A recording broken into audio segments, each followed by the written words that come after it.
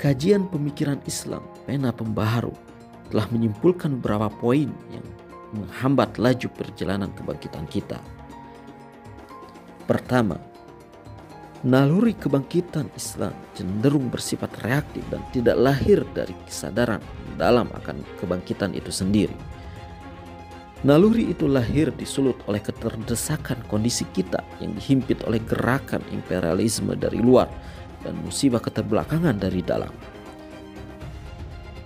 Reaktivitas naluri keterdesakan ini membuat para pembaharu kita tidak mampu menyuguhkan filsafat kebangkitan dan pencerahan sebagai pondasi yang menopang proyek kebangkitan kita.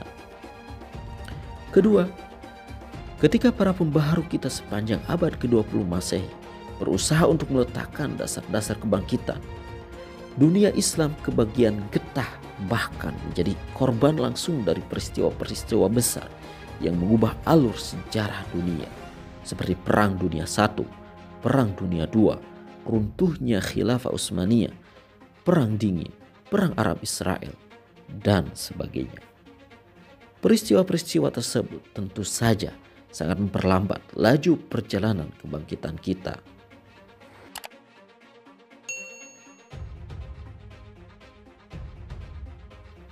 Ketiga, kalau kita melihat pada pondasi yang mendasari bangunan kebangkitan kita dari awal hingga umurnya yang hampir genap 2 abad ini, kebangkitan kita hanya dibangun di atas dasar-dasar pembaharuan keagamaan dan tidak dibarengi dengan prinsip-prinsip sivitas. Sehingga hal ini berefek pada lambatnya pembangunan di dalam bidang materi. Kaum Islamis sebagai tren kebangkitan yang membawa nilai-nilai keislaman disibukkan untuk membantah ide-ide kebangkitan kaum sekularis, sehingga mereka tidak punya konsentrasi penuh untuk merancang konsep pembangunan mereka dalam bidang materi. Sementara itu, kaum sekularis yang telah diberikan kesempatan memegang pemerintahan di awal kemerdekaan terlalu sibuk mencari pemikiran yang menjustifikasi dan melegitimasi proyek sekularisme mereka dengan mereduksi nilai-nilai dan pemikiran keislaman, dan tidak punya banyak waktu untuk merancang konsep pembangunan sivitas mereka. Keempat, para pemikir kaum sekularis terlalu gegabah dalam membangun konsep kebangkitan mereka. Mereka meletakkan pondasi kebangkitan yang tidak sesuai dengan karakteristik masyarakat Islam yang sangat agamis dan tidak bisa dipisahkan dari ajaran agamanya. Kemudian mereka menggunakan perangkat pemikiran kebangkitan yang merupakan produk dari realitas masyarakat Barat yang sangat berbeda dengan realitas masyarakat Islam. Bahkan mereka sangat ceroboh ketika melontarkan terminologi kebangkitan yang diimpor dari Barat dan tanpa melalui proses sterilisasi dan dekonstruksi. Usaha para pemikir kaum sekularis telah membuat gaduh dunia pemikiran kita yang berefek pada lambatnya laju kebangkitan kita. Kelima, munculnya para pemimpin diktator yang seringkali memusuhi gerakan Islam, bahkan berusaha untuk membubarkan dan membabat habis hingga ke akar-akarnya. Kehadiran mereka telah mempersempit gerak kaum Islamis dalam mewujudkan agenda-agenda kebangkitannya. Bahkan sikap mereka yang represif telah menyulut lahirnya aliran garis keras dalam tubuh kaum Islamis yang malah memperberat beban gerakan kebangkitan Islam.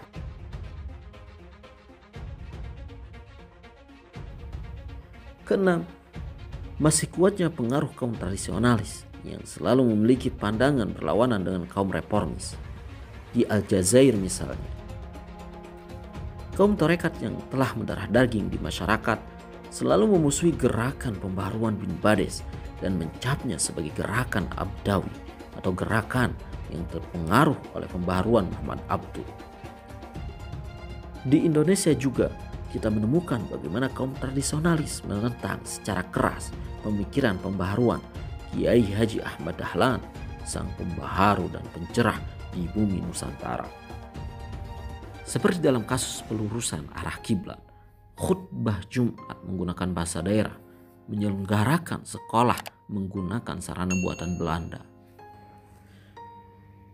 Ketujuh, Barat mampu melampaui masa kebangkitannya dengan cepat dan beralih kepada masa pencerahan dan kemajuan. sedangkan masyarakat Islam melampaui masa kebangkitannya dengan berjalan merangkak begitu lambat.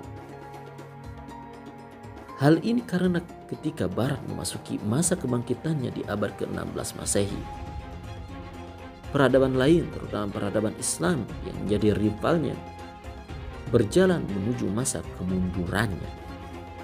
Sehingga Barat berjalan melewati masa kebangkitannya tanpa mendapatkan tantangan dari peradaban lain. Sedangkan peradaban Islam ketika memasuki masa kebangkitannya di abad ke-20 Masehi, ia menemukan peradaban lain, khususnya Barat, telah menuju ke arah kemajuan. Bahkan Barat sebagai satu-satunya peradaban yang telah menjadi superpower dunia berusaha menyebarkan pengaruhnya melalui gerakan imperialisme di dunia ketiga, khususnya dunia Islam. Maka di sini masyarakat Islam memiliki dua pandangan berbeda terhadap Barat, yaitu Barat sebagai sebuah sampel kemajuan peradaban yang harus diikuti, dan Barat sebagai penjajah yang mengancam eksistensi peradaban Islam yang harus diwaspadai.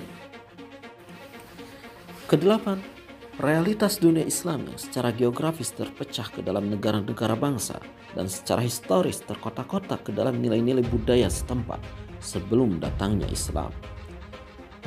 Menurut filsuf Muslim modern, Profesor Dr. Abu Ya'rub Marzuki, realitas dunia Islam sebagai negara-negara bangsa sangat tidak cocok dengan konteks zaman ini, di mana munculnya kekuatan-kekuatan besar yang mendominasi dunia, semisal Uni Eropa, Amerika, Rusia, Cina, dan sebagainya. Kalau dunia Islam masih mempertahankan konsep negara-negara bangsa, maka tidak akan mampu menandingi atau menghadapi kekuatan-kekuatan besar tersebut, karena ukuran dan kekuatan yang tidak sebanding. Sehingga negara Islam terkaya semisal Saudi pun tidak bisa melindungi dirinya sendiri. Ia harus menjadi mahmiyat atau negara boneka bagi Amerika. Begitu juga negara Islam terbesar di dunia semisal Indonesia, secara ekonomi tidak akan mampu terbebas dari dominasi kekuatan-kekuatan besar semisal Cina. Bahkan sebelum Abu Ya'rub Marzuki, filsuf Muslim Malik bin Nabi dalam bukunya Fikrah Commonwealth Islami telah melontarkan gagasan federasi Islam yang menghimpun negara-negara Islam poros Tanjah Jakarta ke dalam satu payung ketika khilafah belum bisa dikembalikan untuk menghadapi kekuatan poros Washington Tokyo. Dunia Islam perlu belajar dari negara-negara Eropa yang kandas hancur pasca Perang Dunia II. Namun seketika mereka bersatu, kemudian lambat laun berproses menjadi Uni Eropa dan mampu menjadi kekuatan besar di dunia hingga sekarang. Kedelapan poin di atas, disadari atau tidak, telah memperlambat laju perjalanan kebangkitan kita. Hingga hari ini, kita masih berada di belakang negara-negara besar Asia seperti Jepang, China, dan India. Oleh karena itu, sekarang kita membutuhkan jalan yang mampu mempercepat, paling tidak memperlancar, laju perjalanan kita. Namun, dengan mengikuti hukum kebangkitan yang berlaku di alam semesta. Wallahu a'lamu bissawab.